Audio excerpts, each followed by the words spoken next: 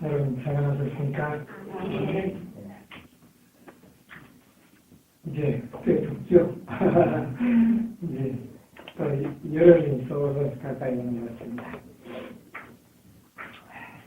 오늘은 민수기서에 있는 말씀을 좀 보도록 하겠습니다. 민수기서 25장. 민수기서 25장 1절로 되는 말씀을 제가 읽겠습니다. 이스라엘이 시딤에 머물러 있더니 그 백성이 모압 여자들과 음행하기를 시작하니라. 그 여자들이 그 신들에게 제사할 때에 백성을 청하며 백성이 먹고 그들의 신들에게 절함으로 이스라엘이 바알 부올에게 부속된지라. 여호와께서 이스라엘에게 진노하시니라. 여호와께서 모세에게 이르시되 백성의 두령들을 잡아 태양을 향하여 여호와 앞에 목매어 달라. 그리하면 여호와의 진노가 이스라엘에게서 떠나리라. 9절에 그 연병으로 죽은 자가 24,000명이었더라. 오늘 이 민수기서 25장에 나오는 말씀을 통해서 함께 은혜를 받고자 합니다.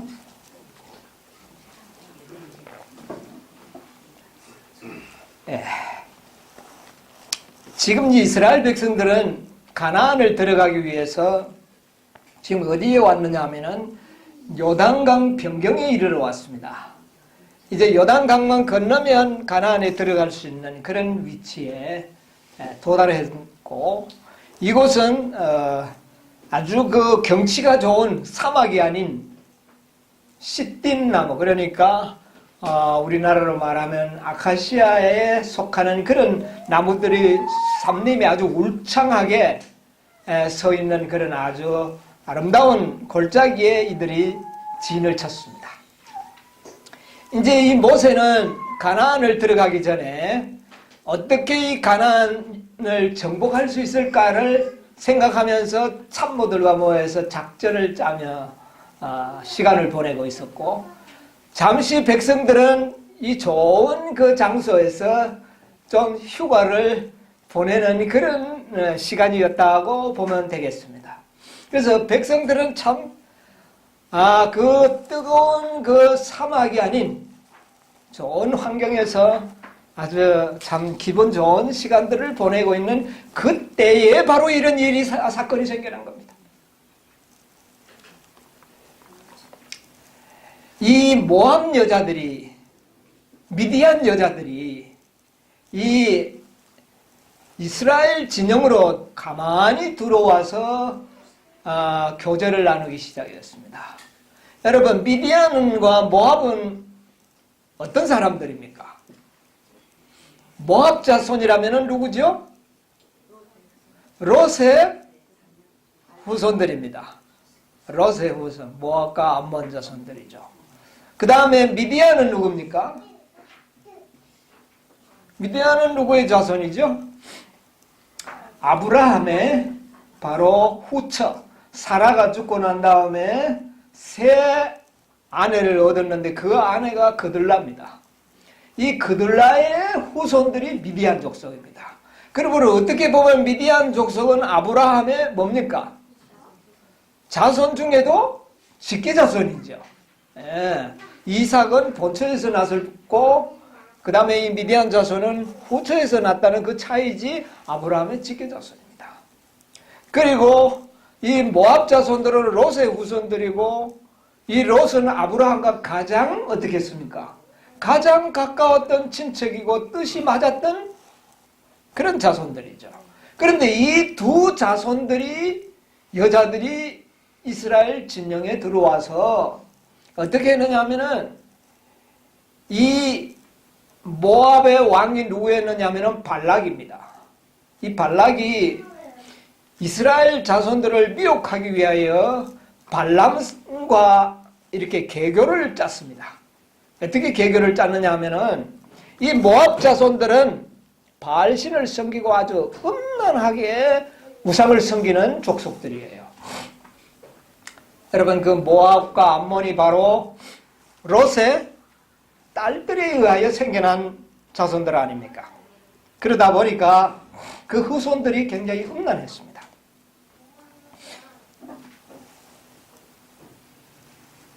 그런데 발람은 미디안 족속입니다. 그리고 이 발람은 선한 사람이었고 그때 당시의 사람들에게는 마술사로 그렇게 알려졌지만 사실은 선한 사람이었기 때문에 하나님의 계시를 받을 수 있을 정도의 선량한 사람이었습니다. 그래서 연애신에 보면 발람을 선지자라 그렇게 이야기를 합니다. 정식으로 무슨 기름을 부음을 받은 선지자는 아니지만 하나님께서는 발람을 통하여 매우 중요한 예언을 하셨기 때문에 발람을 선지자로 그렇게 일컫습니다. 그런데 이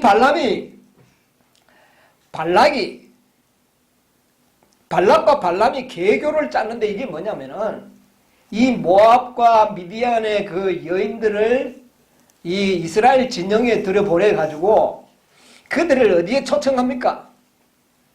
이 모압 사람들이 축제를 벌이는 우상 숭배의 축제장으로 그들을 인도합니다. 그래서 그들은 그 우상 숭배 아스다롯과 바알을 섬겼기 때문에 그 축제는 굉장히 음란한 축제였습니다. 그곳으로 인도를 하도록 그렇게 하면 이스라엘 백성들이 범죄하게 될 것을 발람이 알았습니다. 그래서 알고는 이 발락에게 이렇게 해서 그들을 미혹하기만 하면 하나님의 보호가 그들에게 떠날 것이다. 그렇게 되면 그들을 너희들은 결코 그들이 타락하기 전에는 너희는 이스라엘을 이길 수 없다. 그래서 이스라엘을 이길 수 있는 유일의 방법은 뭡니까? 그들을 범죄케 하는 것입니다.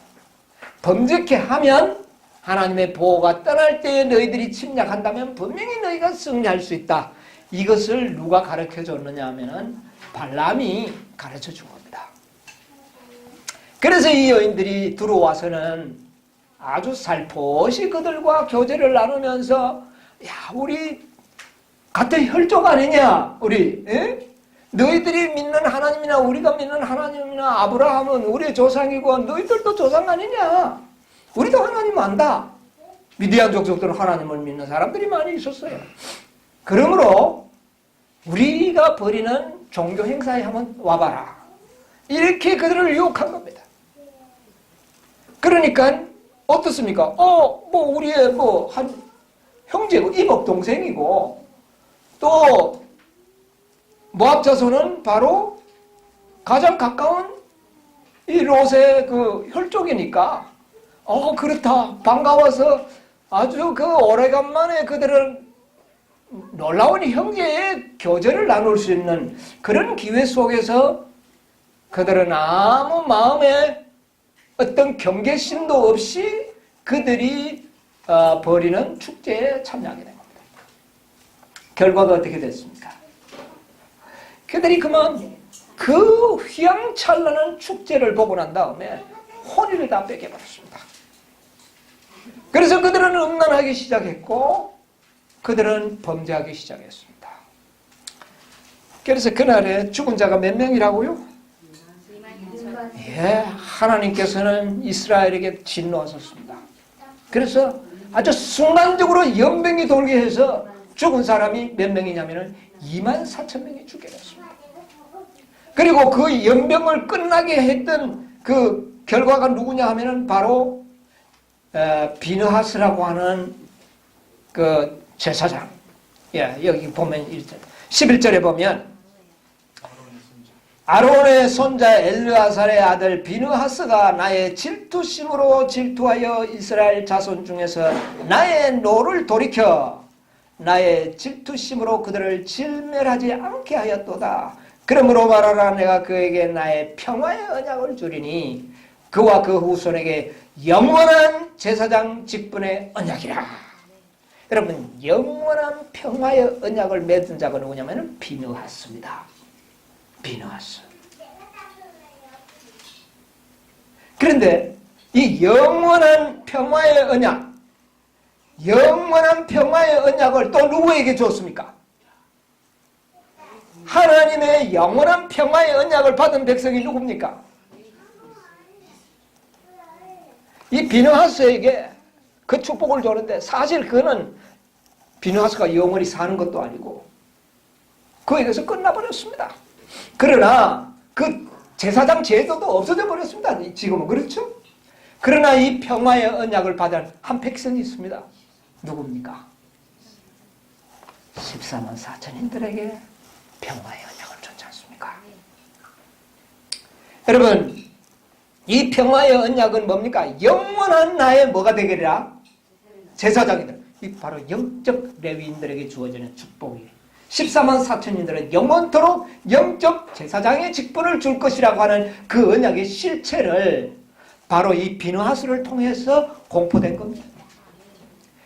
우리가 바로 이 평화의 언약을 받으려면 누구와 같은 정신이 필요하냐면 비느하스와 같은 정신이 필요합니다. 공공연하게 하나님의 율법을 짓밟을 때에 정말 두려움 없이 하나님의 율법을 지키고 순종하는 한 백성, 그들이 영원한 평화의 언약을 얻게 되는 것입니다. 자, 여기에서 우리는 평화의 언약을 듣는다는 말의 의미를 이제 깨닫게 되시길 바랍니다. 14만 4천인이 죽었다가 살아난 자들도 일어나서 무슨 언약을 듣는다 그랬어요? 평화의 언약을 듣는다는 것입니다. 그래서 이 평화의 언약이 뭔가 사람들은 잘 몰라요. 그러나 이 평화의 언약은 바로 여기 있습니다. 그 언약은 영원토록 나의 뭐가 되리라? 제사장이 되리라. 여러분 레위지파 14만 4천인들은 영적 레위지파죠. 하늘에 가서 영원토록 뭐가 됩니까? 제사장의 직분으로 하나님의 성전에서 봉사하지 않습니까? 여기 해답이 나와버렸죠. 이런 사실을 우리가 좀 기억을 하면서. 그런데 이 사건은 바로 요단강 변경에서 일어났다는 겁니다. 어디에 들어가기 직전? 가나안에 들어가기 직전. 그러므로 여기에 나오는 이 사건은 오늘날 그들에게보다 우리에게 해당되는 놀라운 역사의 표상이라는 것을 인식하시면서 좀 들으시기 바랍니다. 우리에게 앞으로 사단이 펼칠 함정이 무엇인가? 뭘까요? 바로 미디안과 모압 족속의 여인들을 조심해야 됩니다. 이들이 우리를 어떻게 합니까? 음란에 빠지도록 할 것입니다. 음란에 빠지도록 만들 것입니다. 이것이 이 2만 4천 명이 죽었는데 이날 죽은 자들은 어떤 사람인지 아십니까? 애굽에서 나올 때 20세 이상, 가데스에서 반역을 일으켰던 20세 이상은 다 어디에서 죽으리라? 광야에서 죽으리라 했는데 대다수가 많이 죽었지만은 이때까지 살아있던 사람들이 이 요단의 배도에 다 참여해서 이곳에서 다 죽었습니다. 20세 이상 애굽에서 나왔던 모든 사람들은 살아있었던 자들은 이 요단의 배도에서 연병으로 인하여 다 죽게 됩니다. 그래서 가데스의 반역에 참여했던 자들은 한 명도 살지 못하고 죽임을 당하는데 그 죽음의 결정체가 바로 이 요단의 배도입니다. 여러분이요, 가데스의 반역과 요단의 배도를 가장 크게 이스라엘 백성 중에 역사에서 다루고 있습니다. 그런데 예언의 가운데 보면 가데스의 역사는 반역이라고 지칭을 하고 이 요단의 음란 사건은 배도라고 이야기를 합니다. 여러분 반역과 배도는 뭐 어떻게 뭐 좀 비슷하긴 한데 뭐 좀 다릅니까? 어떻습니까? 반역은 뭐고 배도는 뭡니까? 배도는 등 돌리고 그냥 떠나 배신하는 거고, 반역은 그 배도 대항에서 이 배도 배도라는 말을 한번 찾아봤습니다. 원어에 찾아봤더니 변질이라고 기록되어 있어요. 변질. 변질했다. 예, 그러니까 하나님을 섬기다가 세상을 섬긴다. 예를 들면 이게 뭡니까? 배도입니다. 이거는 배도. 그리고 반역이라는 것은 하나님의 권세에 대항하여 일어서는 것.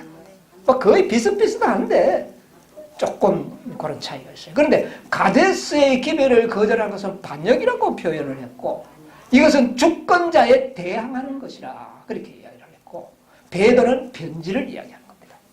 나의 결심을 바꾸는 것, 이런 것은 변질이고, 그러면 가데스의 반역은 대항하여 일어나는 것입니다.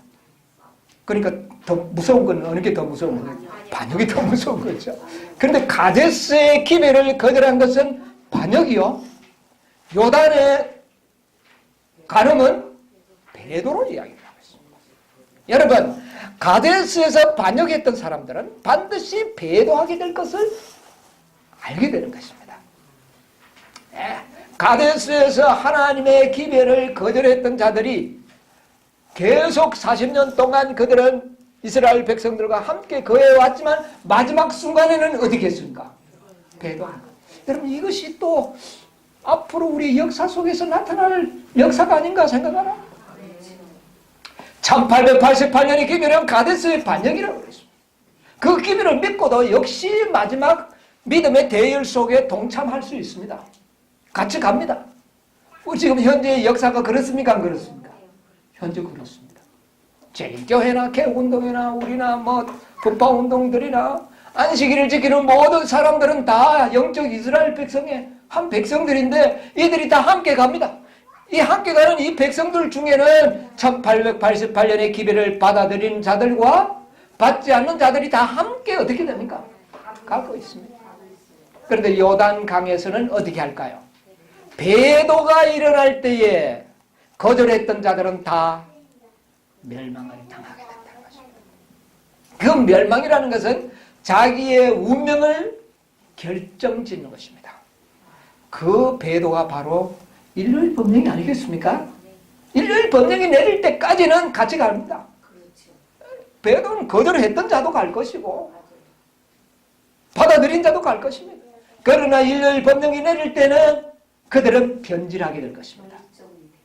그들은 지금까지 지키던 안식일을 포기하게 될 것이고 세상을 택하게 될 것입니다.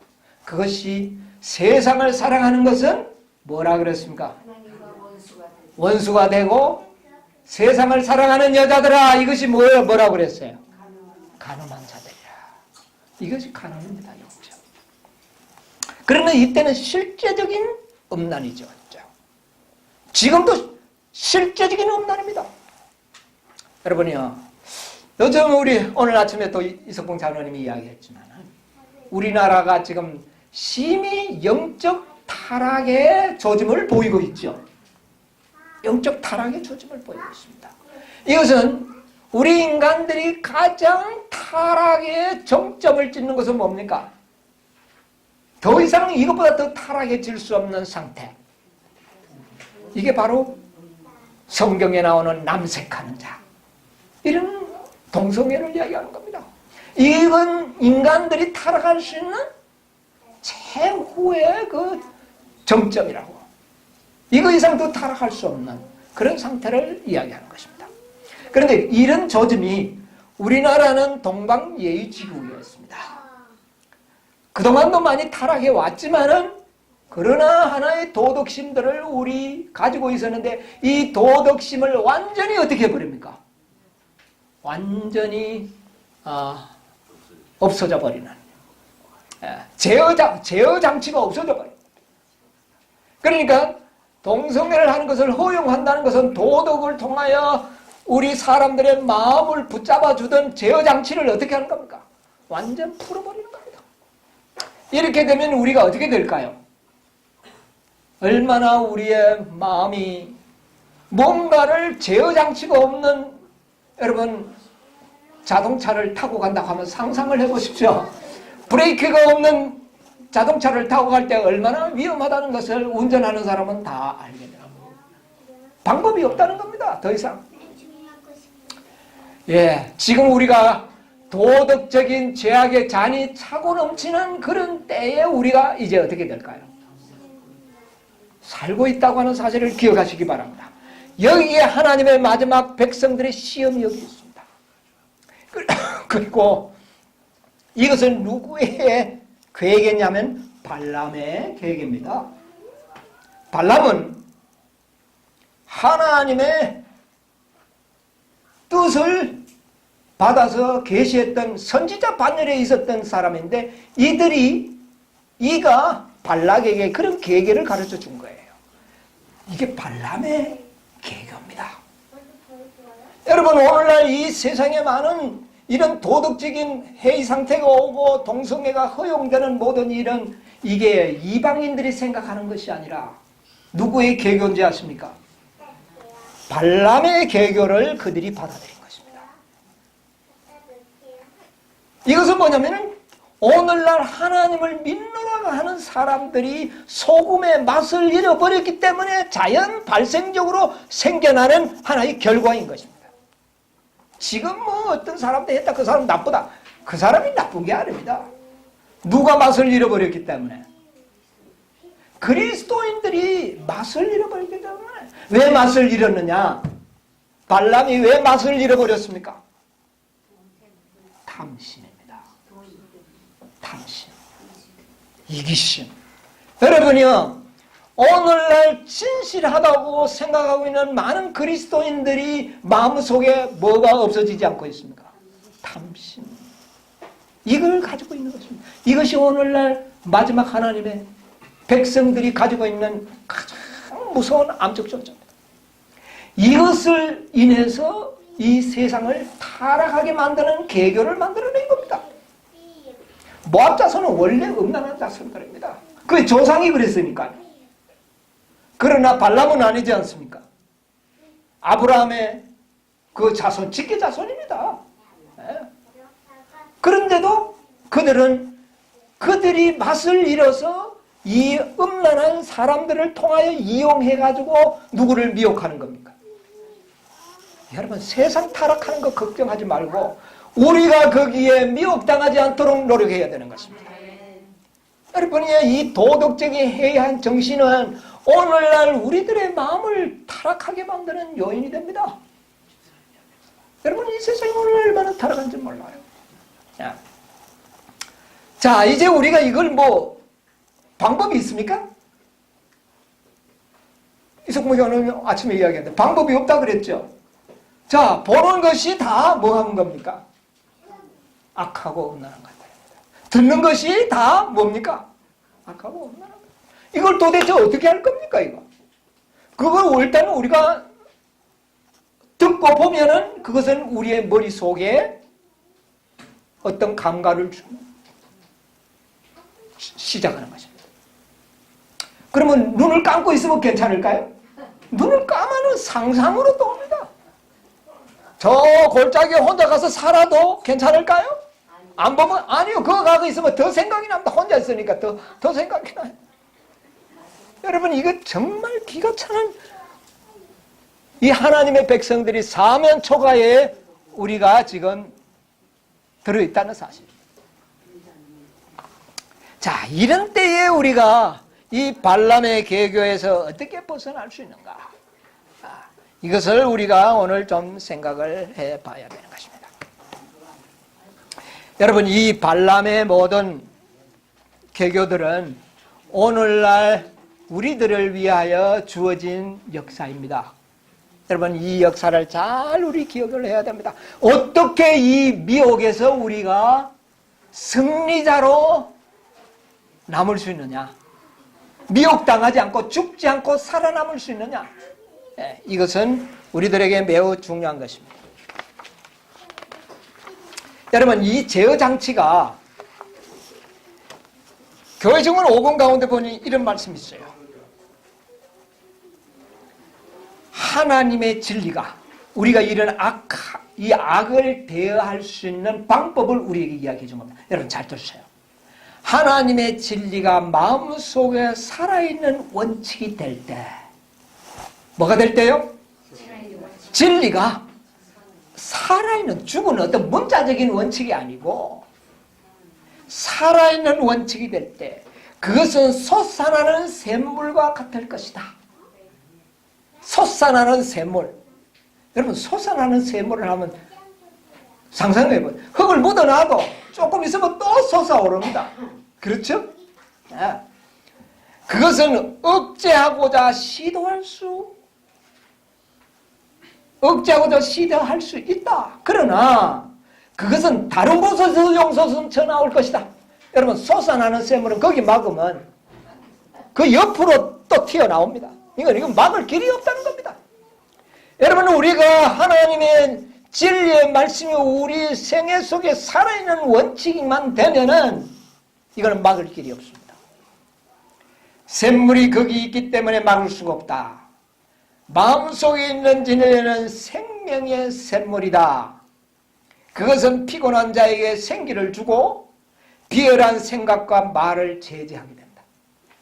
우리의 모든 생각과 말과 행동을 제어할 수 있는 것은 환경이 아닙니다. 뭡니까? 진리가 살아있는 원칙으로 우리에게 존재하게 될 때만이 이런 것들을 뭐 할 수 있다? 제재할 수 있다. 여러분, 피할 길은 없습니다. 어떻게 하는 길밖에 없어요? 이기는 길밖에. 이걸 제재하고 이기는 길밖에 우리에게 없어요. 여러분, 우리는 다니엘과 그 세 친구는 이 말세를 살아가는 우리들의 생애의 모범입니다. 여러분, 그들은 자기가 자기 마음대로 할 수 있었습니까? 할 수 없었어요. 할 수 없었습니다. 오늘날 우리가 우리 마음대로 할 수 있습니까?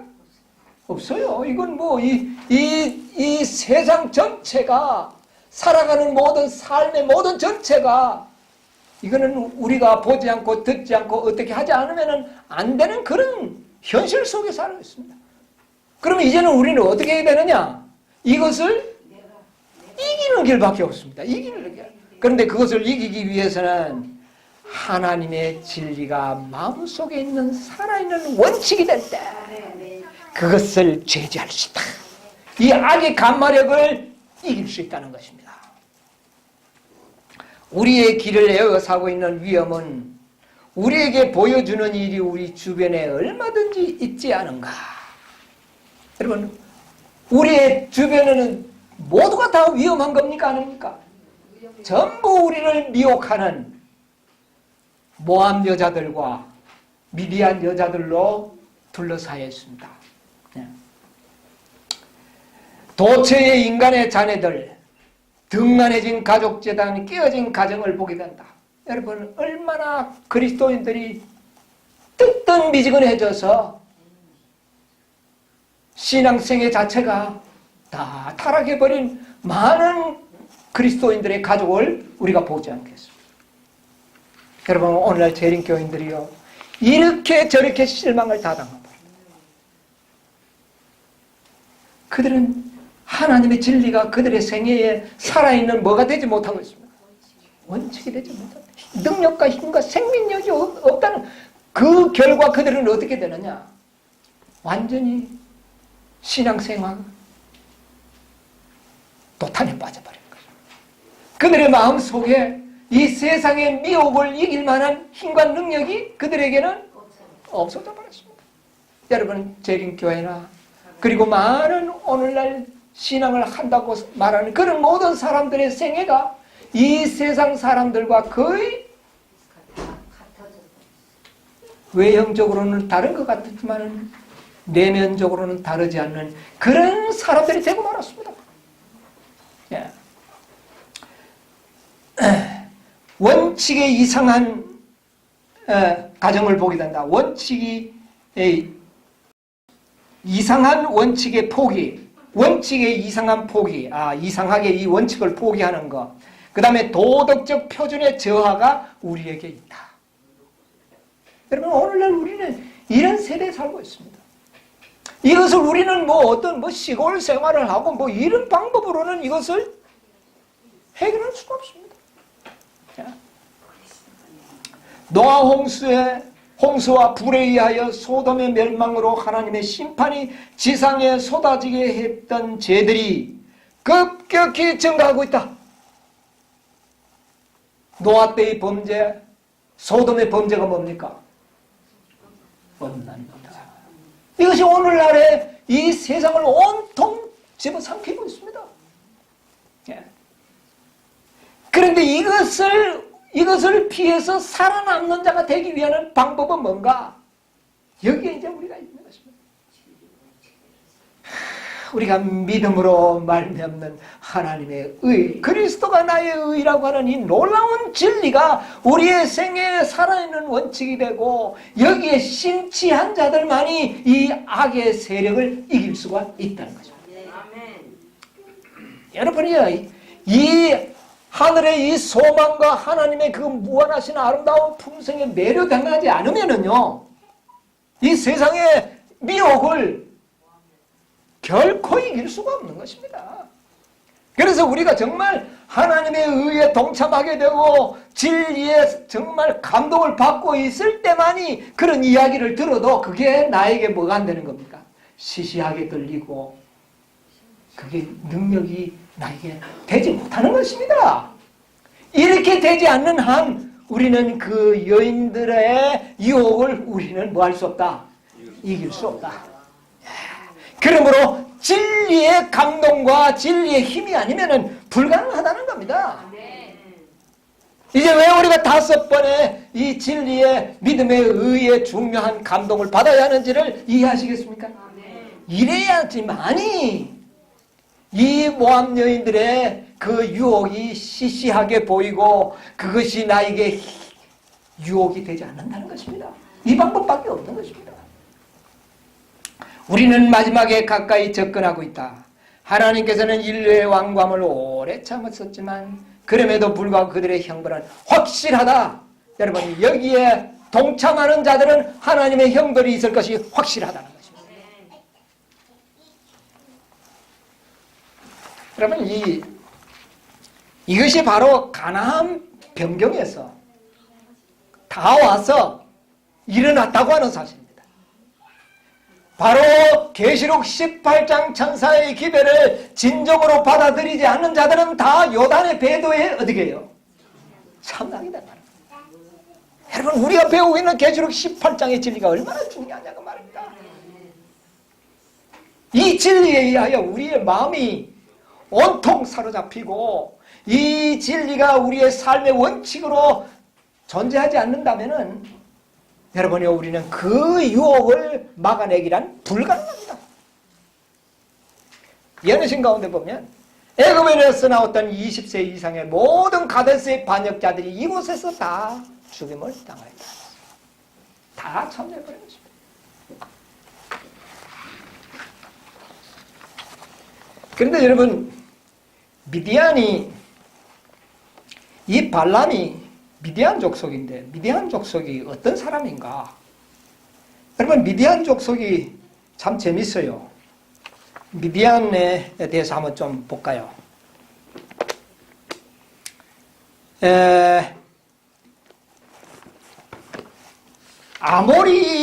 이스라엘을 대적했던 그 아모리인들, 아모리인들이 왕이 몇 명이었습니까? 아모리 매당 5왕. 그래, 아모리 5왕을 이기고 와서 승리하고 난 다음에 이 모압 족속입니다. 아모리 5왕들은 굉장히 강한 시흔과 옥, 아모리 왕들.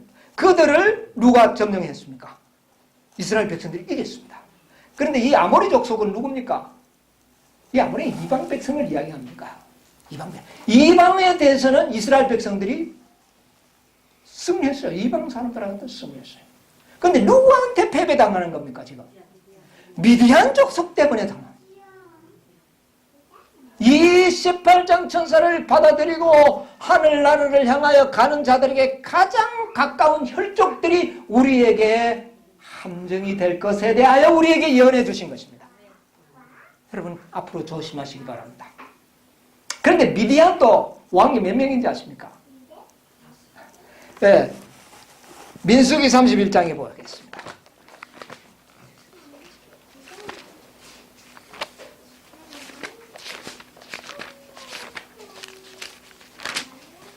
(31장) 8절.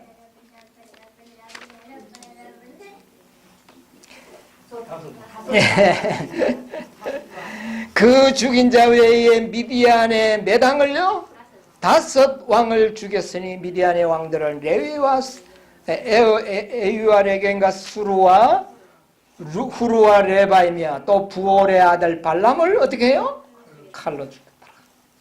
결국은 발람도 어떻게 됩니까? 죽임을 당합니다. 미디안의 왕이면 가나안 변경에서 이스라엘을 대적했던 미디안은 5 왕으로 존재하고 있었습니다. 여러분, 이것도 의미가 있는 것입니다. 앞으로 이 5 천사의 기별을 거절했던 자들은 하나님의 백성들의 미혹하는 미디안 족속으로 상징됩니다. 이 5 천사의 기별을 거절한 자들은, 첫째 천사를 거절했던 자들은 그때 당시에 미디안 족속이 첫째 천사를 거절했던 자들이고, 둘째 천사를 거절했던 그 당시에 미디안 족속이었고, 셋째 천사를 거절했던 그 당시에, 넷째 천사도 그 당시에, 5째 천사는 오늘날 당시에. 이 하나님의 마지막 믿음으로 말미암는 의의 이 놀라운 이 기별을 이런 구실 저런 구실로 거절하는 자들은 오늘날 우리들의 뭐가 될 수 있는 겁니까? 미디안이 될 수 있다. 그런데 왜 5도 아니냐? 5번 기별이 전했기 때문에 그렇습니다. 이것을 거절한 자들은 이 시대에 뭐가 되는 겁니까? 미디안이 된다는 거죠. 5도. 그런데 왕이 보니까 5이더라고요. 저는 이것을 생각하면서 앞으로 우리가 어떤 점에서 누구를 통해 조심해야 되는가? 가장 우리와 비슷하게 믿음을 지킨다고 하는 사람들이 우리의 미혹자가 될 수 있다는 것이죠. 아모리 족속이 아니라는 겁니다. 아모리 족속이 아니에요.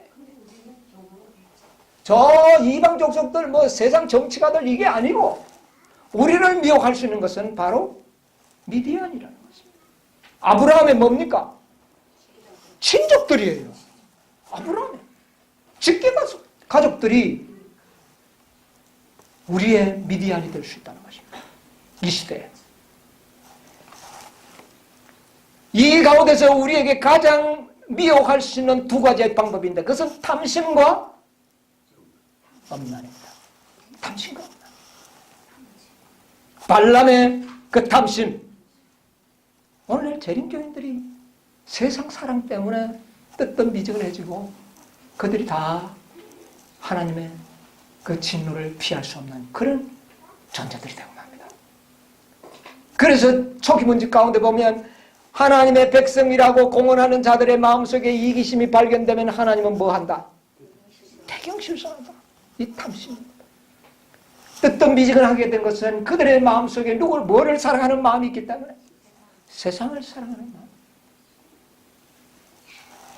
그리고 그 다음에 이 마음을 가진 자들은 어디에 동참할 수밖에 없느냐 하면 이 음란에 동참하게 되는 것입니다. 현실적으로도 문제가 될 수 있고 영적으로도 문제가 되는 것입니다. 세상을 선택하게 된다는 것이죠. 언제예요? 배도가 축제에 참여하게 됩니다. 여러분, 하나님의 백성들이 미혹당하지 않기 위해서는 그들의 초청에 첫째는 뭐 하지 말아야 돼요? 응하지 말아야 돼요. 축제에 참여하는 일 조심해야 됩니다. 자, 연애신이 있는 말씀을 좀 읽어드리겠습니다.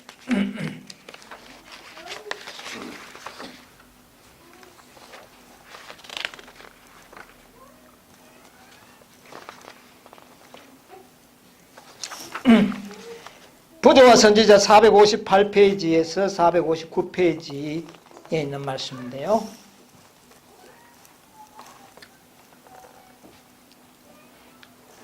저희에게 당한 일이 거울이 되고 또한 말세를 만난 우리의 경계로 기록하였느니라. 그런즉 선줄로 생각하는 자는 넘어질까 조심하라. 이런 이제 권면을 주시면서 세상 끝이 가까이 이를수록 하나님의 백성으로서 하늘 가나안의 변경에 써있는 우리에게 사단은 옛날처럼 우리에게 아름다운 땅에 들어가지 못하도록 하기 위하여 배전의 노력을 기울일 것이다. 사단은 강명원에게 그의 올무를 놓는다. 경계할 사람은 무식자나 교양이 없는 자들만이 아니다. 사단은 가장 높은 지위, 가장 거룩한 직분을 가진 자들을 유혹할 준비를 할 것이다. 이런 자들을 이용해서 우리를 유혹할 것이다. 여러분, 우리 가보면 뭐 유명한 사람들 많이 있지 않습니까? 네, 그런 분들. 만일 그가 그들을 유혹하여 영혼을 더럽히게 할 수 있다면 그는 그들을 통하여 많은 사람을 멸망시킬 수 있다. 그는 3000년 전에 사용했던 동일한 매개처들을 지금도 사용한다. 세속적 우정, 매혹적인 미, 향락의 추구, 환락, 잔치, 혹은 술잔으로 그는 7째 계명을 범하도록 유혹할 것이다. 정말 이해 없나는 문제. 히브리인들이 하나님의 율법을 범하고 민족적으로 하나님의 율법을 형벌을 초래한 것은 우상 숭배자들과 교제하고 그들의 축제에 참가한 까닭이었다. 원인이 시발점이 뭡니까? 거기에 참가한 까닭. 그와 같이 지금도 그리스도의 추종자들로 경건치 않는 자들과 교제하게 하고 그들의 오락에 참가하게 함으로 사단은 가장 성공적으로 그들을 유혹하여 죄 가운데 빠뜨린다. 그런데 여기에 많은 사람들이 사단을 그때는 한번 와보라 그랬는데 지금은 또 다른 방법을 사용할 수 있습니다. 너희들 전도하려고 하면 와봐야 되잖아요. 이런 무기들을 많이 사용합니다. 정말 특별한 목적 전도하기 위해서 가는 것과 그것을 핑계대고 가는 것과는 다른 것입니다. 전도하러 가는 것과는 관계없습니다. 전도하러 가는 사람은 경계심이 있을까요? 없을까요? 경계심 잔뜩 해서 자기 목적만을 위하여 그곳에 가서 행동할 수 있습니다. 그러나 그것을 핑계대고 축제에 참여하는 자들은 어떻게 됩니까? 경계의 끈이 다 풀어져 있기 때문에 그런 사람들은 그곳에서 오히려 감동을 받고 오는 것입니다. 그런데 그 감동은 좋은 감동이 아니라는 것이죠. 이런 거죠. 그러므로 주께서 말씀하시기를 너희는 저희 중에서 나와서 따로 있고 부정한 것을 만지지 말라. 하나님께서는 지금도 당신의 백성이 당신이 옛날 이스라엘 백성에게 요구하신 바와 같이 풍습과 습관과 원칙에 있어서 세상과 크게 구별되기를 원하신다. 여러분, 우리 재림교인들이나 뭐 이런 사람들, 뭐 우리하고 믿는 게 도회동소유한 것 같지만 그들의 습관과 풍습과 이런 것들은 같습니까? 틀립니까? 틀립니다. 만일 그들이 당신의 말씀의 교훈을 충실히 따른다면 이런 구별이 존재할 것이요 다른 방법으로는 결코 구별될 수 없다. 여러분, 우리 다 같이 재림 믿고 있고 안식일 지키는 사람들은 뭐가 구별되는 겁니까? 안식을 같이 지키니까요. 뭐가 되는 겁니까? 풍습과 습관과 원칙입니다. 이런 것으로 구별될 수 있다. 그리스도인에게 경건치 않는 자들의 정신이나 습관과 일치하지 않도록 금하신 주님의 경고는 이방인과 동하지 않도록 히브리에게 주셨던 경고 못지않게 직접적이고 분명한 것이다. 옛날 이스라엘 백성들이 어떻게 했습니까? 이방인들과 뭐 하지 말라? 동맹도 맺지 말고 결혼도 하지 말고 그들과 같이 어울려 살지도 말고 엄청난 그런 많은 이야기를 하셨죠. 그것과 오늘날에 똑같다는 말이에요. 그때는 이방인들을 위해서 했지만 지금은 누굽니까? 믿는 사람이지만 경건치 않는 자와 경건한 사람들과 구별입니다.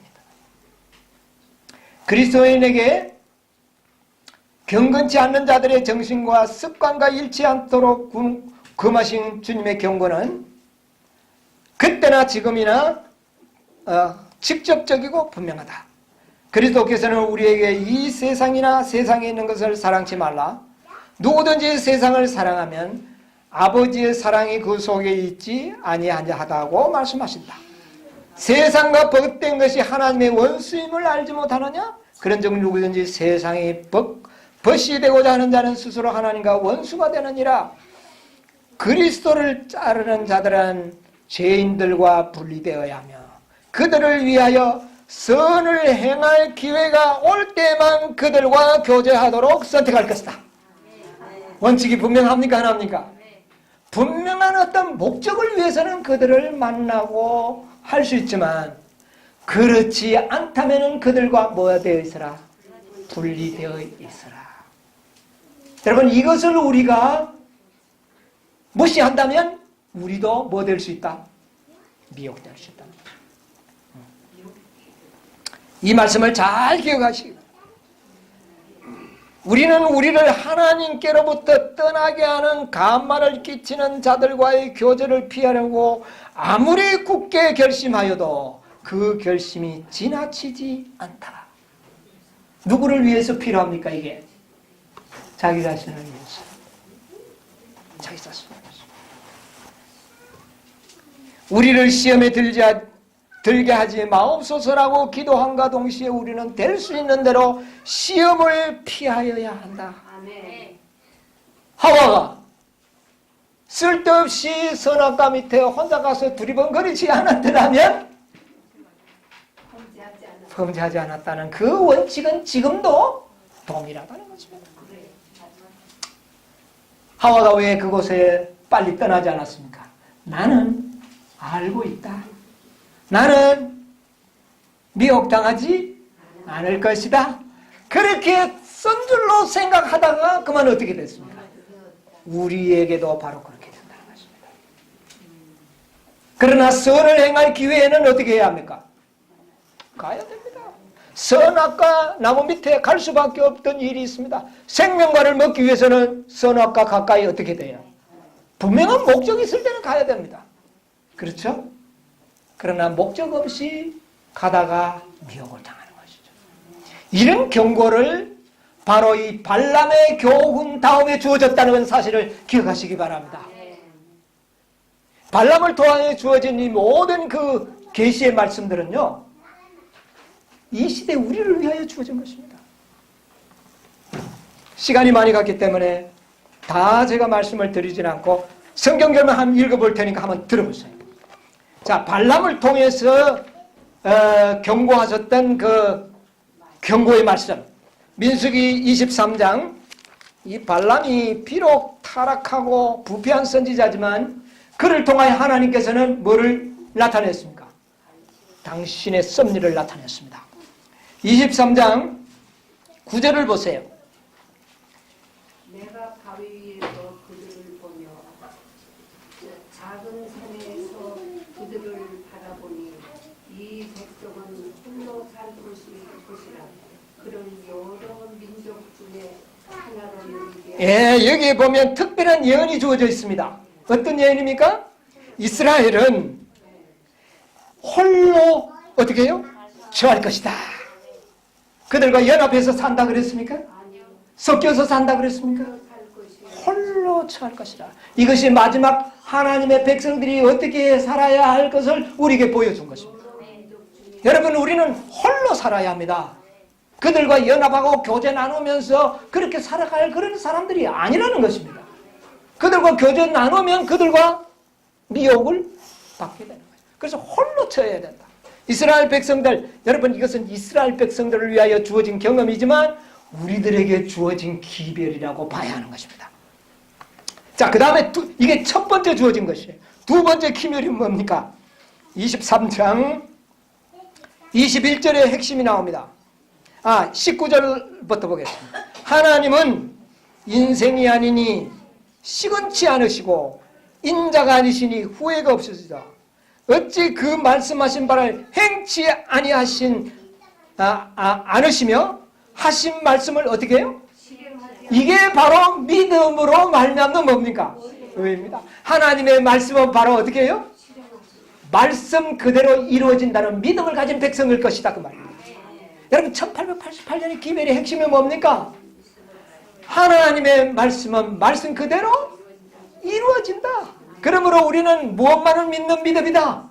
말씀만을 믿는 믿음. 이게 바로 이 믿음을 가져야 된다는 겁니다. 홀로 사는 이 처하여 살아가는 이스라엘은 하나님의 말씀만을 믿고 어떻게 해요? 살아가야 된다. 예. 이것만이 승리할 수 있는 비결인 것을 가르쳐주는 겁니다. 그 다음에 21절 보세요. 여호와는 이렇게 될 때 여호와는 야곱의 허물을 어떻게 해요? 허물을 보지 않겠다는 겁니다. 또 그 다음에요. 패역을 보지 않겠다. 예. 이스라엘의 허물과 실수를 따지지 않을 것이다. 여러분 우리에게 허물이 있고 실수가 있다 할지라도 이런 믿음으로 살아간다면 그것을 허물로 볼 것이다? 안 본다는 것입니다. 여러분이 얼마나 이 믿음으로 말미암느냐. 우리가 하나님의 말씀이 이루어지고 하나님이 나를 온전케 해주실 것을 믿는 믿음 속에 살아가다가 실수하고 허물이 나타나는 것은 하나님이 인정한다? 인정 안 한다는 겁니다. 여러분 감사하지 않습니까? 그래서 1888년에 와그너 존스에게 주어지고 선지자에게 주어졌던 기별이 뭡니까? 나의 품성을 너희들이 뭐하라?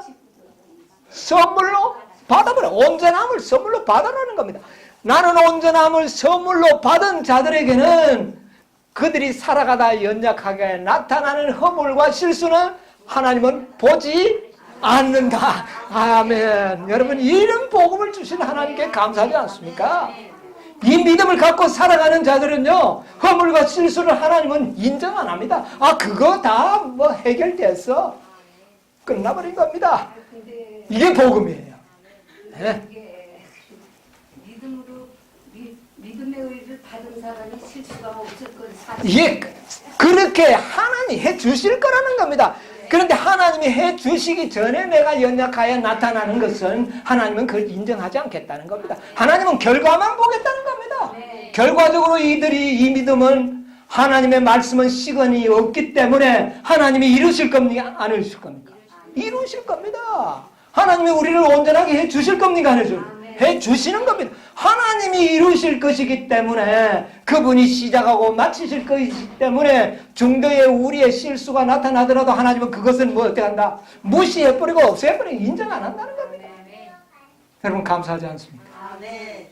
이런 기회를 이미 누구를 통해 준 겁니까? 발람을 통해서 준 것입니다. 아 여러분 이건 엄청난 기별입니다 이게. 네. 자, 그 다음에 세 번째 기별이 뭔가? 세 번째 기별을 또 한번 보도록 하겠습니다. 24장 5절로 9절 또 보겠습니다. 야곱이여 내 장막이 이스라엘이여 내 거처가 어찌 그리 아름다워.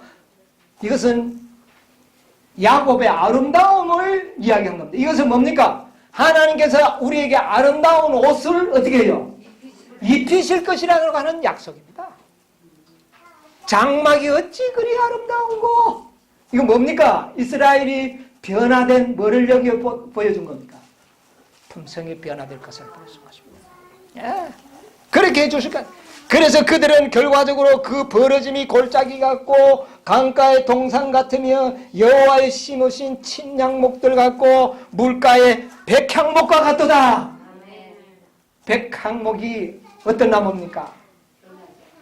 세상의 비바람이 불어도 우뚝 서서 견디는 나무가 백향목입니다. 그래서 이 백향목은 하나님의 백성의 의인들을 상징하는 나무예요. 이렇게 될 것이라는 겁니다. 우리를 그렇게 어떻게 해요? 만들었을 것이라는 겁니다. 여러분 놀라운 기별을 해줬었죠. 예? 예? 이것이 왜 우리에게 주어진 기별이냐 하면은 마지막에서 보면 17절 보세요. 24장 17절. 내가 그를 보아도 이때의 일이 아니면 내가 그를 바라보아도 가까운 일이 아니로다. 한 별이 야곱에게서 나오며 한 홀이 이스라엘에서 나서 모압을 이 편에서 저 편까지 쳐서 파고 또 소동하는 자식들을 다 어떻게 해요? 이게 언제 성취될 일입니까? 초림 때에 태어나기는 했지만은 한 별이 나오기는 했지만은 모든 모압 조선이 말하고 소동하는 모든 자식들이 다 멸망하는 것은 언제 있을 일입니까? 재림 때 있을 일입니까? 마지막 이런 이 믿음을 가진 이 남은 백성들을 통하여 누가 오신다는 겁니까? 이들을 통하여 재림 예수가 오실 수 있다는 것입니다. 여러분이요, 평화의 언약을 받은 비느하스와 같은 믿음을 가진 이 남은 자손들을 통하여 예수님이 오시고, 예수님이 오시면 모든 모압 자손과 모든 소동하는 자식들이 다 어떻게 될까요? 멸하여지리라. 이게 끝나는 것입니다. 그러니까 이 예언은 누구를 위한 예언입니까? 육적 이스라엘 백성이 아니고 마지막 재림 직전에 하늘 가나안에 가기 직전에 살아가고 있는 하나님의 백성들을 위한 예언이었다는 것을 알게 되는 것입니다. 여러분, 얼마나 놀라운 보장을 우리가 받고 있습니까? 발람이 저주를 하려니까 저주가 나왔습니까? 안 나왔습니까? 저주를 할 수가 없었어요. 저주를 할 수가 없었어요.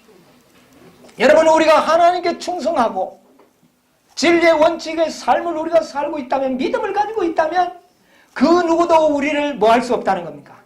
저주할, 누가 저주하리요? 누가 정죄하리요? 이 말씀입니다.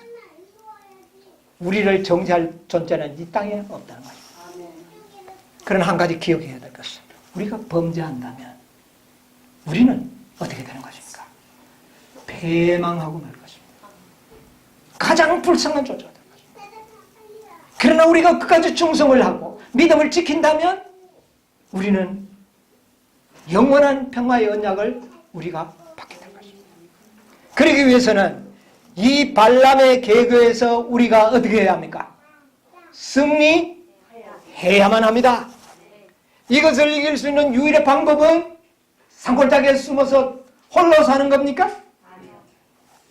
하나님의 진리의 말씀이 우리의 생애의 산원칙이 되고, 그래서 우리의 마음이 생명이 그냥 용섭서 차오르는 그런 의의 기쁨이 충만할 때만이 이런 모든 유혹은 나에게 힘이 없다는 것입니다. 힘을 키워야지 도망간다고 되는 건 일이 아닙니다. 안 본다고 되는 일이 아닙니다. 안 보면 눈에서 상상으로 생각하는 게 더 무서운 겁니다. 뭐밖에 없습니까? 믿음으로 그 유혹을 능가하는 힘을 내가 갖고 있을 때에 그런 유혹들이 나에게 아무것도 아니다. 여러분, 힘을 키우는 백성들이 되시기 바랍니다. 우리를 유혹하는 자 미비한 족속들입니다. 다섯 천사의 기별을 거절한 우리의 이 위치에서 떠나게 하는 미혹에 들지 않게 되기를 바랍니다. 이 진리를 굳게 삼, 이 진리로 인하여 힘을 얻는 백성이 되시기 바랍니다. 이 모든 발람의 계교가 아무런 나에게 유혹이 되지 않는 그런 믿음의 힘을 키우실 때에 우리는 승리할 수 있습니다. 그리하여 이스라엘이 되고 이런 자들에게 평화의 언약을 주겠다는 것입니다. 이 놀라운 평화의 언약을 받는 여러분과 저의 생애가 되시기를 간절히 바랍니다.